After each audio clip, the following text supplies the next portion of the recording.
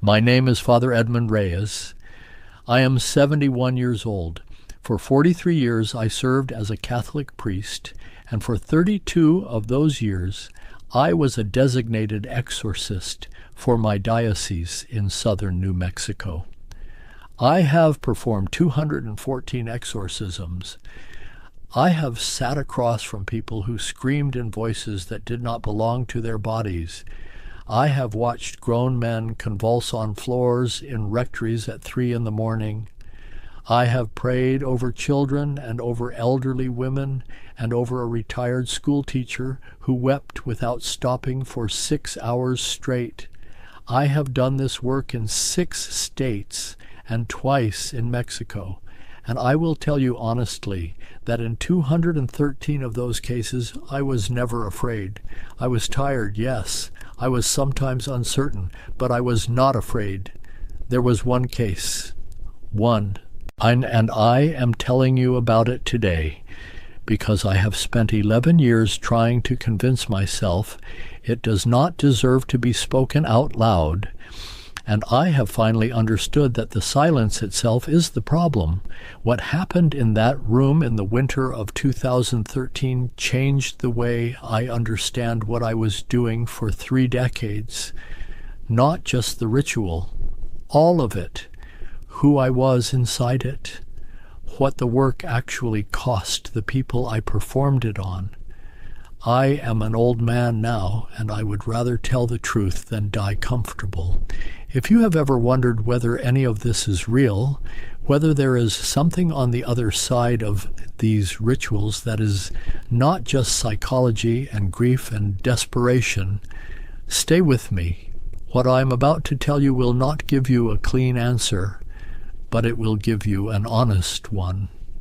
And I think that is rarer and more valuable than anything else I have left to offer. If these testimonies matter to you, please subscribe and ring the notification bell so you never miss one. These are stories that deserve to be heard. I grew up in Albuquerque. My mother was from Oaxaca, and she brought with her a faith that was physical, practical, woven into the body. She lit candles before the image of the Virgin every morning before she made coffee. She kept a small bottle of holy water in the kitchen drawer next to the scissors.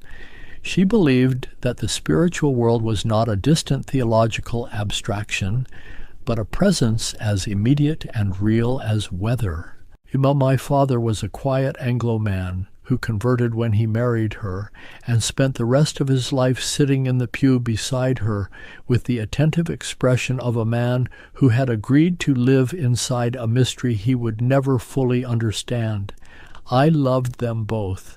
I was ordained at 28, later than most, because I had spent my 20s unsure. I needed to be certain before I made the commitment. That certainty, when it arrived completely. I gave myself to it without reservation. I was assigned my first exorcism case at 39. A woman in Las Cruces. Her family believed she was possessed. Her doctors believed she had a dissociative disorder. I believed, after 2 meetings with her, that she was suffering from something real that neither diagnosis fully captured, and that the ritual, conducted with care, with genuine pastoral attention, with humility about its limits, could help. And it did help. That was the honest truth of most of my cases. Not that I was driving out literal demonic entities with Latin syllables, but that I was offering a framework, a sacred container for suffering that had no other language. People came to me because the medical establishment had failed them or frightened them, or because their pain was specifically spiritual in character, the kind of damage that happens when someone's understanding of God and goodness and safety has been shattered, and they needed someone to sit with them inside that damage and name it, and say that it was not the end. I was good at this work.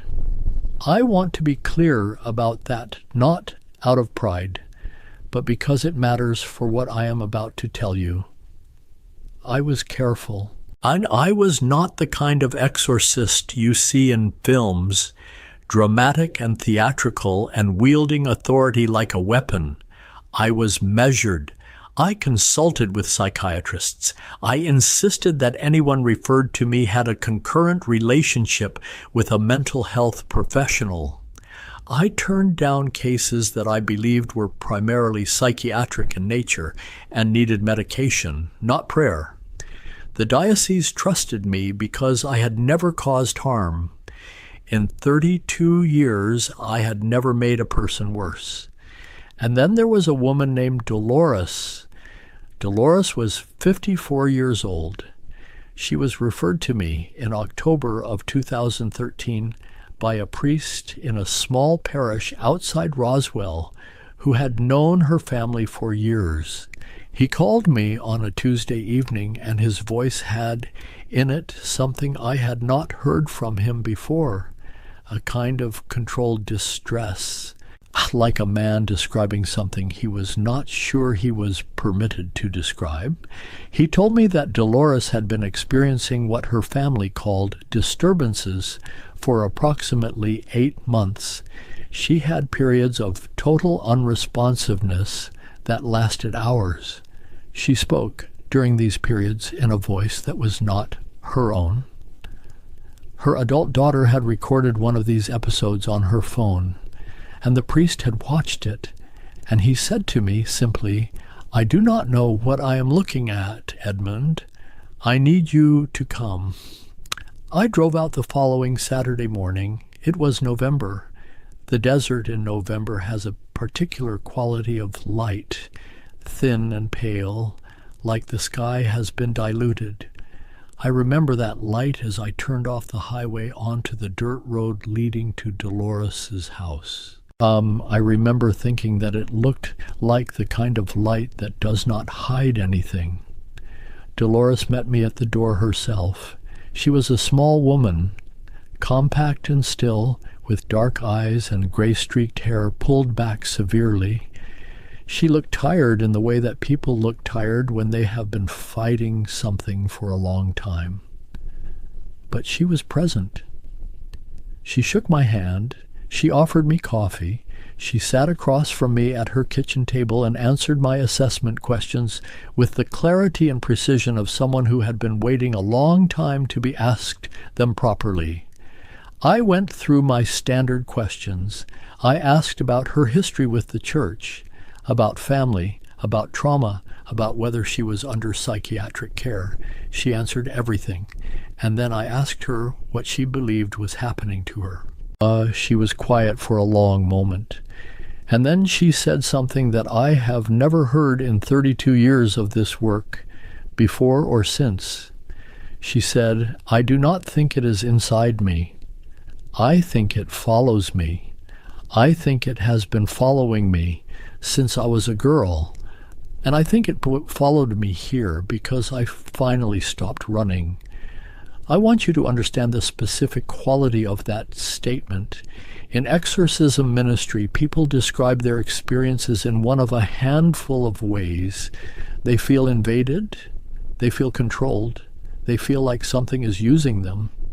Dolores's description was different in a way I could not immediately categorize. She was not describing possession. She was describing pursuit. And the distinction I understood even in that first conversation was significant. We spoke for 3 hours. I returned the following weekend and spoke with her daughter. I reviewed the phone recording. The voice on the recording was not a voice I can explain to you in ordinary clinical terms. I have heard dissociative episodes. I have heard people in psychotic breaks. I have heard people performing consciously or unconsciously for an audience of believers. This was not any of those things. It was not theatrical. It was quiet. And what it said in that voice over 11 minutes of recording was her name, her full name, over and over, with a patience that was the most frightening thing I had heard in 30 years of this work. Not rage, not threat, patience like something that understood it had time. I am telling you, something happened in that room. I do not expect you to believe me, and I do not need you to. I was there. I know what I witnessed, and I want you to sit with me in that for a moment, because the man telling you this spent 30 years approaching this work with rigorous skepticism, with checklists, with psychiatrists on speed dial, with a theology of the possible rather than the certain. I am not a credulous man. What I encountered in that house in November of 2013 was something I had no category for. If these testimonies reach you and something in them speaks to what you have experienced or what someone you love is carrying, please subscribe and ring the notification bell. You will not want to miss what comes next. I performed the ritual on the third visit. It was a Sunday afternoon, pale winter light coming through the kitchen windows, Dolores seated at the table where we had spoken every time. Her daughter was present. The parish priest was present. I began the prayers. I was 40 minutes in, completely calm, moving through the rite with the efficiency of long practice. And then Dolores looked at me, and she said in her own voice, entirely lucid, not in that other voice, but hers, she said, "Father, do you know what you are praying for?" I stopped. She said, "You are praying for it to leave, but it has been with me since I was 7 years old. It came the night my uncle first came into my room. It has been with me every night since," she said. "I think it came to protect me, and I think you're about to drive away the only thing that has ever stayed. I am a man who has spent 32 years certain of what I was doing in that room. In that moment, I was certain of nothing." I set down the book. I sat across from her. I asked her to tell me, and she told me. She told me about her uncle, about the years, about the silence her family had kept around it, about the way the church had been present in her home every Sunday and absent from her bedroom every night. She told me that when she was 12, the episodes had begun, that she had always understood them not as affliction but as accompaniment, that something had arrived in her suffering and had not left. I stayed for 4 more hours that afternoon. We did not complete the ritual. We did not resume it on any subsequent visit, because there were no subsequent visits in the formal sense. I went back to see Dolores 7 more times over the following 2 years, not as an exorcist, as a priest, as a man sitting across a kitchen table from a woman who had been carrying something for 47 years that had never once been called by its right name. The recording was never explained. The episodes gradually ceased over the following 18 months. Her daughter told me the last time I visited that her mother seemed lighter. That is the word she used, lighter. Like something had been set down, not driven out, not exorcised but heard. I retired from exorcism ministry in 2015. I told the diocese I was too old for the physical demands. That was true. It was not the whole truth. The whole truth is that I understood after Dolores that I had spent 3 decades performing a ritual whose function I had not fully examined, that I had sometimes, not always, not usually, but sometimes given people a sacred performance instead of sacred attention, that the Latin and the authority and the framework, which genuinely helped many people, had also, in at least some cases, have been a way of managing suffering rather than witnessing it, and that the difference between those two things is the difference between what an institution does and what a human being does. Please subscribe and ring the notification bell Stories like this one are rare because the people who hold them spend a lifetime waiting until the fear of silence becomes greater than the fear of speaking. Ring that bell so you are here when the next one arrives. I still pray. I pray differently than I did. Without the procedural certainty, without the inherited architecture of a man who has been authorized by an institution to speak on behalf of God. I sit with the mystery more openly now. I have made my peace with not knowing what was in that recording. I have made my peace with not knowing whether what followed Dolores was darkness or grief or something the church never gave me adequate language for. I know what she told me. I know that being heard changed something in her that 213 rituals in 32 years did not change in anyone else. She died in 2019. Peacefully, her daughter said. At home. Her daughter sent me a card and wrote on it only, "She wanted you to know she is not afraid anymore." I have read that card many times. I read it differently depending on the day. Some days I read it, and I believe she meant that death was not frightening. Some days I think she meant something else entirely. Some days I think both things are true, and that the distance between them is exactly the width of everything I was never taught. The only exorcism that truly scared me was the one I did not finish, not because of what was in that room, because of what her words showed me about myself, about the work, about the 32 years I had spent certain I was helping. Most of it I was. I hold on to that. But certainty is a particular kind of comfort, and it is not the same as truth. And I spent a very long time confusing the two.